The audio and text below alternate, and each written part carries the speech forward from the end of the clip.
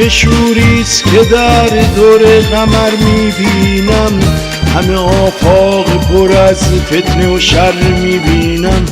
هر کسی روز بهی میطلبد از ایام، علت آن است که هر روز بدتر میبینم.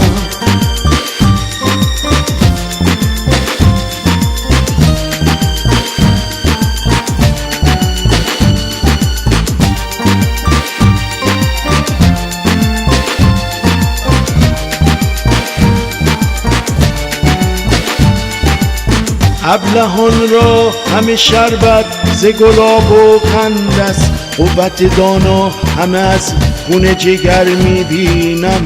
اسب تازی شده مجروح به زیر پالان، طوق زرین همه بر گردن خر میبینم.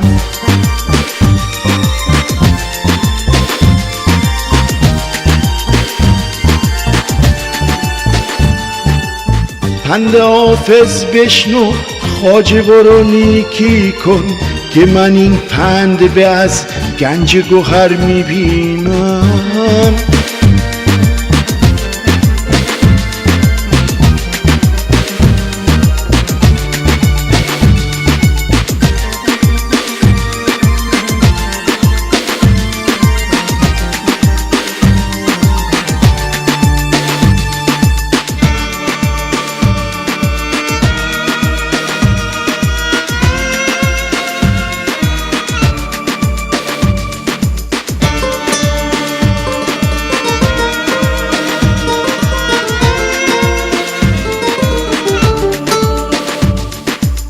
این چه شوریست که در دور قمر میبینم، همه آفاق پر از فتنه و شر میبینم. هر کسی روز بهی میطلبد از ایام، علت آن است که هر روز بدتر میبینم.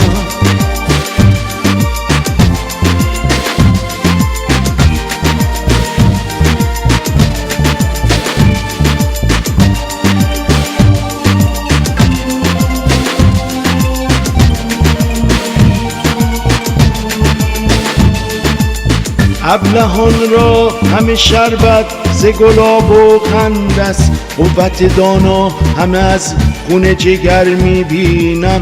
اسب تازی شده مجروح به زیر پالان، طوق زرین همه بر گردن خر میبینم.